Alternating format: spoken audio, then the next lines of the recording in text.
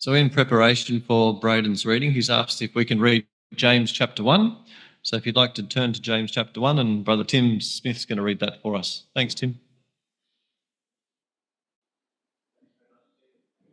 So really keen to hear Brother Brayden's words this morning on what I would consider one of those backward principles of considering it pure joy when you're faced with trials. But look forward to it. Thanks, Brayden. Thanks, Brother James and Brother Tim. And good morning, everyone. Excuse me, I'll just grab a drink.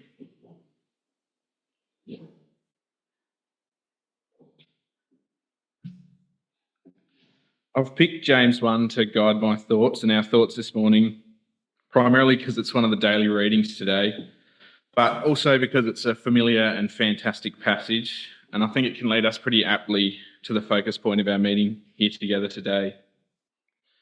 And the topic, count it all joy, it obviously comes from perhaps what's the best known passage in James 1. It's from verse 2, "My brethren, count it all joy when you fall into various trials." It's a verse I've familiarised myself with over the course of listening to a number of youth group camps and Wednesday night classes, talks focusing on the messages of the book of James. But when I was having a look at what I might speak about today, I was initially, I've read through James 1, reminded myself of that passage, and I was inclined not to present on the topic and to look somewhere else for an exhortation. And that's kind of because I don't really feel like trials are something that I'm an authority on. I can't pretend to be that experienced in them. I think compared to most people in this room, and certainly compared to the people that the letter that James wrote was directed at initially, I've yet to experience some of this true, personal hardship that these people were going through. Broadly, I'd say that chance and circumstances have made me, it's fallen to my benefit primarily. Both my personal life and my professional career, I've avoided true challenge, I think. But it's also what draws me to the topic. And maybe you're a little bit like me and you've yet to face some of the true hardship that you see other people going through. But I think that puts myself and maybe you as well in a great position to accept the message that James is presenting here in this passage. He says to count it all joy when you fall into various trials. In his mind, someone who hasn't faced a trial yet is someone who's missed an opportunity. It's an opportunity for joy. So this morning, my goal is just to look at a few simple messages from the first verses of this great chapter and have a think about how they were received at the time that they were written, how we can receive them now. And then maybe we'll just conclude by looking at how wonderfully Jesus emulated the qualities that James is encouraging us all to have.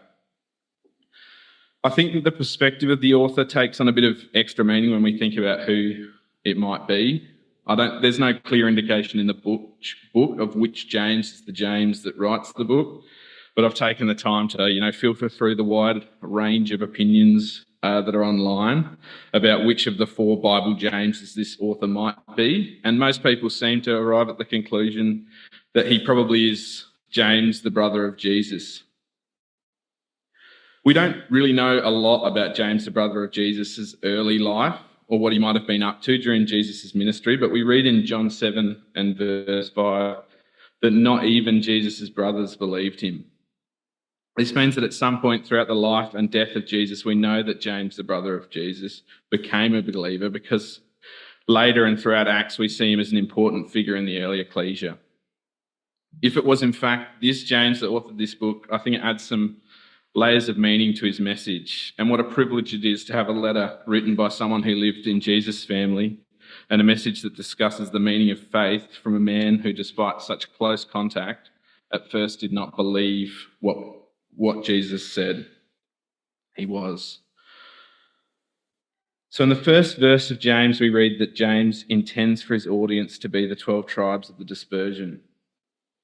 The dispersed were also the recipients of the first book of Peter. This audience likely had a strongly Jewish background, and we read in verse 2 of James 2 that they meet at a synagogue. It's likely that through their exile, they are facing real serious hardship.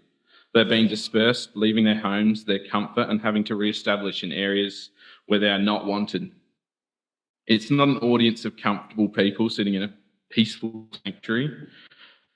James was writing to Jewish Christians who had been violently uprooted from their homes, torn away from their ancestral lands, separated from their families, stripped of their livelihoods simply because they confessed Jesus as the Messiah. They were refugees scattered by persecution across the Roman Empire. It's just good context to have when we, because James, he really just jumps into the message straight away. When your entire world's been turned upside down, when you've lost your home, your security and your community because of your faith, you're pushed to your limits, I imagine. I kind of imagine that these people are receiving this message, and who are receiving this message, they're currently asking themselves some hard questions. Where is God? Why is this happening? And how do I survive this?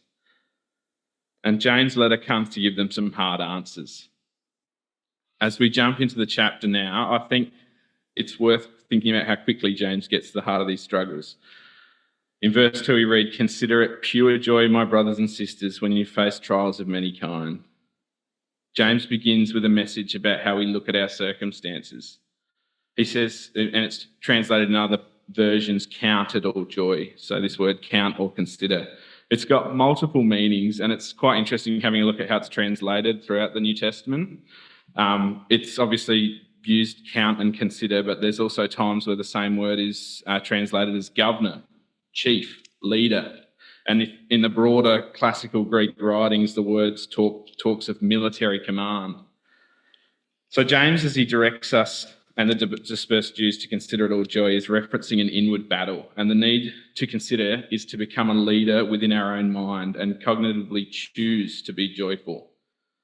When we look at some of the other times in the New Testament, this military phrase is translated, we kind of get a sense for what is meant. In Philippians 3, reading from verse 7 and 8 from the ESV, we read, "But whatever gain I had, I counted as loss for Christ's sake. Indeed, I count everything as loss because of the surpassing worth of Christ Jesus my Lord. For his sake I have suffered the loss of all things and count them as rubbish in order that I might gain Christ." So that word count in that passage is the same word as what we see in James. Paul counts his gain in this life as loss for Christ. He mentally overrides his natural feelings. Normally you'd be glad of gain, but he takes, this military command of his mind and counts everything as loss for the eventual purpose that he might gain Christ. And again, in Philippians, we've got another great example of this word. In Philippians 2, verse 3, we read, "Do nothing out of selfish ambition or conceit, but in humility count others more significant than yourselves." So again, this word's being used to encourage a thought process that's counterintuitive. So James in verse 2 of chapter 1, when he suggests that we are to consider it all joy when we meet trials of various kinds, he's telling us to take command of our minds. It's almost like a veto of the immediate reaction and instead to choose joy. And it's not just joy, it's all joy. In 1 Peter 4, verse 12 and 13, the Apostle Peter echoes this exact sentiment, and to the same people as well. "Beloved, do not be surprised at the fiery trial when it comes upon you to test you, as though something strange were happening to you, but rejoice insofar as you share Christ's sufferings, that you may also rejoice and be glad when his glory is revealed." And like I mentioned, although I've yet to endure some significant trials as others currently are going through within our Ecclesia, and many of us have experienced, and certainly as the dispersed Jews were experiencing, the message of James takes on meaning. James is referencing diverse trials, and he prescribes the remedy for all of these trials, to consider it joy. And in doing this, I think he acknowledges this wide range of trials, the whole gamut of trials that we can be exposed throughout our life. Through the book of James, there's references to lowly brethren and also the rich. The call to consider it joy isn't qualified by the significance of the trial. It's a counterintuitive mindset that needs to be established for the certain trials that are to come. There's a modern platitude I've seen that I think is relevant here, which is outlook determines outcome. Regardless of what trials come and how they might look, the consistent approach should be joy. So James firstly encourages us and also the dispersed Jews to consider, and now comes why. In verse 3, he starts with because. Because you know that the testing of your faith produces perseverance. Because you know. How is it possible to consider or to mentally override this initial response and to choose to rejoice in the middle of a painful trial? It's only because of what we know. A joyful attitude must be built on an understanding mind. And what do we as believers know that changes our perspective, or that can change our perspective? What gives us the strength to override our standard response? Firstly, we know that true faith will always be tested, and the purpose of that test is to increase our faith. Secondly, we know that testing works for us, not against us. Reading from 1 Peter 1 verse 7 from the ESV, "In this you rejoice, though now for a little while, if necessary, you have been grieved by various trials, so that the tested genuineness of your faith, more precious than gold that perishes through it, is tested by fire, though it is tested by fire, may be found to result in praise and glory and honour at the revelation of Jesus Christ." We're reminded here by Peter that these fiery trials come to prove the genuineness of our faith. True faith is more precious to God than gold, and we are encouraged to choose joy because we know God's approval of our faith is precious. Trials are an opportunity to satisfy yourself and God that your faith is real, durable, and genuine. And thirdly, we know that God's trials are a tool to help us mature in our faith, to develop, as James called it, steadfastness. In Romans 5, verse 3 to 4, we read, "Not only that, we rejoice in our sufferings, knowing that our sufferings produce endurance, and endurance produces character, and character produces hope." God does not develop a deep patience and character through just reading books, through just listening to exhorts, or just quick prayers. A key way that God develops endurance is through trials where we choose to trust and obey Him. When we know what trials do in us and for us, we can face them with a completely different mindset, knowing that the end should bring us joy.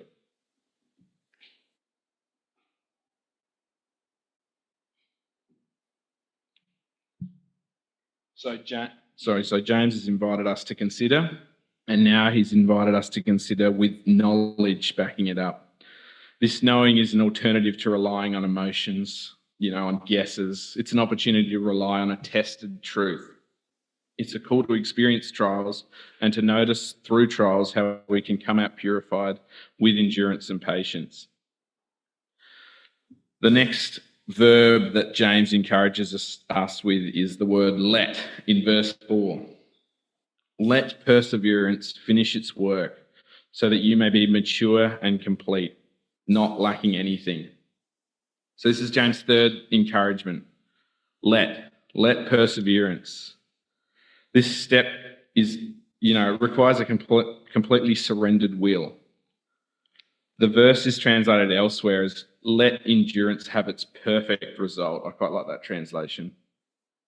The root word for this word let, it's quite different from, letting go or leaving alone. The Greek for this word let in this passage primarily means to hold. Other words that we see other times we see the word let in the Bible, sometimes it means to relax. In James, in this passage, the Greek root word is echo, and it's the same word that's used in Hebrews 10, verse 23. "Let us hold fast the confession of our hope without wavering, for he who promised is faithful." So it's the same word as "let us hold fast." It's not an absent-minded relaxation that, it allows endurance to have a perfect outcome. It's a strong, active decision to allow God to work through us. In the metaphor that God is a potter, it's a decision to allow his moulding hands to form us through the trials that test our character. And like any parent, God's desire is for us to reach maturity. And like any parent, God knows that none of his children can reach maturity without challenge. Trials are the opportunity to prove to ourselves and to him that our faith is robust and that it can endure. And this word endurance or steadfastness that we are to hold fast to comes from the ability to remain underneath a burden or a weight. It's the ability to remain standing under a load that could crush you. I think, to me, it gives off the image of one of those Olympic weightlifters as they shove a weight over their head and their legs are shaking. This endurance is the endurance that trials grow in us, and it's almost like a consistent resistance against the ever-presence of trials throughout our lives, whatever form they might take. The final encouragement from James that we're going to focus on this morning is in verses 5 to 7. We're encouraged to ask. Reading from verse 5. If any of you lacks wisdom, let him ask God, who gives generously to all without reproach, and it will be given. But let him ask in faith with no doubting, for one who doubts is like a wave of the sea that is driven and tossed by the wind. For the person must not suppose that he will receive anything from the Lord. For that person must not suppose that he will receive anything from the Lord. He is a double-minded man, unstable in all his ways. When unexpected trials land heavily on your doorstep, how should you respond? How should you pray, and what should you ask God for? James gives us an answer. Pray for wisdom. Wisdom's different to knowledge. He firstly spoke of knowledge, but now he asks us to pray for wisdom. Knowledge is the ability to break things down, to understand. But wisdom, I think, is that ability to put things back together, to think, what next? Where to from here? Wisdom is what to do with the knowing. Why do we need wisdom in a trial? I think the answer is more than just because it would be nice to have some wisdom in a challenging situation. I think James specifically calls out wisdom as what to ask for because it's the one thing we may not ask for from God when we're in these challenging situations. When my mind goes to where I might pray, it's, for power, for strength, or for immediate deliverance from this trial that I'm facing. But wisdom is what we need from God so that we don't waste the precious opportunity God is giving us to mature. Wisdom helps us use these painful circumstances for our ultimate good and for God's glory. What I love about this specific passage is how James kind of points out the way that God's answers to these prayers goes above the question that would be asked. He gives to all without reproach. I think we ask for specifics and God gives generously. He gives without finding fault. A prayer asking for wisdom, it's an acknowledgement that the trial is not there to be avoided, but to be responded to. A prayer for wisdom comes from a believer who knows God, who let endurance take over, and someone who overrides their standard response and instead chooses to consider joy. The image of doubt being like a wave of the sea is one that I feel like it rings true. Prayer without confidence in God's response can lead to a fluctuating faith. You rise up in hope and then you sink down in despair. You have one eye on the circumstance rather than being focused on the promise. A double-minded person clings to his own wisdom for security and therefore can't receive the wisdom of God. As it says in verse 7, that person must not suppose that he will receive anything from the Lord. This is a very difficult calling to ask with full confidence, but without faith we become like Peter walking on water, allowing ourselves to doubt, to look to our own wisdom for solutions, and we no longer rise above the circumstance and float on water, and instead we sink and resemble a wave in a constant state of movement, driven by the wind, getting tossed about. And if we push ahead a few verses to verse 12, we're faced with the opportunity that's in front of us.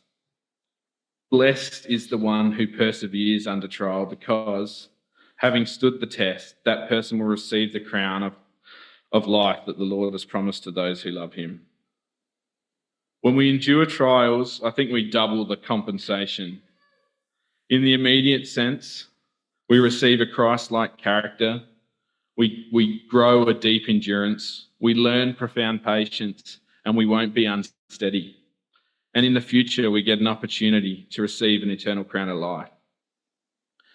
God doesn't help us by constantly removing every trial from our path. Instead, he makes those trials the very opportunity for us to work on our internal growth and move towards maturity. At the end of verse 12, I think James is identifying the ultimate motivation for this kind of lifestyle. He's identifying love. Love is what drives the entire process. Love motivates a joyful attitude because we know that God loves us. Love motivates a knowing mind because we want to learn what our Father is teaching us. And love motivates the active letting endurance take over, because when love takes over, when endurance takes over, living life's trials is a choice of joy, not a chore. And out of that love comes confidence in God's power to provide. It encourages us to ask for the wisdom to respond to these trials. So as we finish up this morning, let's take just some time to consider how Christ perfectly exemplified the advice of James. And if it was James, the brother of Jesus, writing this book, I think about how deeply he would have felt the sacrifice Jesus made and how much James learnt about faith from the trials and initially doubting his brother that made him become a leader to the early brotherhood, facing all of these challenges and ultimately dying for this cause. His brother, Jesus Christ, through his sacrifice, showed the ultimate example of counting it all joy. Before the cross was ever physically erected, Christ engaged in a profound act of overriding his natural reaction. As Paul writes in Philippians 2, verse 6, Christ did not consider, and that's the same word as count there in Philippians 2, verse 6, Christ did not consider equality with God something to be grasped at. Christ actively led his mind to evaluate his status with God, not as a privilege to hoard, but as an opportunity to empty himself. And this considering was employed by Jesus again through his crucifixion. In Hebrews 12, verse 2, we read that Jesus, for the joy set before him, endured the cross, despising the shame. It's not that Jesus found some sort of pleasure in the physical and psychological torment on the cross. It's rather that he used this divine calculation. He led his mind to consider, the temporary shame of the cross as nothing compared to the infinite joy of his Father's coming glory. Jesus lived his life exemplifying the knowledge that James encourages his audience to have. When we look at the way that Jesus speaks, he speaks with confidence about testing of faith. I think a lovely passage that shows this is in John 16, verses 32 and 33. Behold, the hour cometh, yea, is now come, that ye shall be scattered, every man to his own, and shall leave me alone. Yet I am not alone, because the Father is with me. These things have I spoken to you, that ye might have peace. In the world you shall have tribulation, but be of good cheer. I have overcome the world. In the Garden of Gethsemane, Christ showed the ultimate example of the message of James 1, verse 4. His active decision to follow God's will was on full display. As we read in Luke 22, verse 42, he said, Father, if you are willing, remove this cup from me. Nevertheless, not my will, but yours be done. He let endurance have its perfect result. And again on the cross in Matthew 25, verse 50, we read, Jesus cried out with a loud voice and yielded up his spirit. Again, this word yield means to send away. It wasn't some sort of passive expiring. It was an authoritative release. He cast away his human sin. And in his final moments, we also see Jesus ask, but not for wisdom as James instructs us to, but rather for the forgiveness of those who were crucified with him. A man full of wisdom uses that wisdom to respond to his trial by finding another servant for God and offering him salvation. So as we conclude it today, let's take on the message of James, this message of James, and let's actively put on a mindset that finds joy in the opportunity that trials give us to test our faith, to show God our endurance and perseverance. And through these trials, let's not forget to reach out to God with full confidence and ask for the wisdom to respond. To finish, I'll just read from Hebrews 12 again, starting at verse 1. Therefore, since we are surrounded by so great a cloud of witnesses, let us let aside every weight and sin which clings so closely, and let us run with endurance the race that is set before us, looking to Jesus, the founder and perfecter of our faith, who for the joy that was set before him endured the cross, despising the shame, and is seated at the right hand of the throne of God.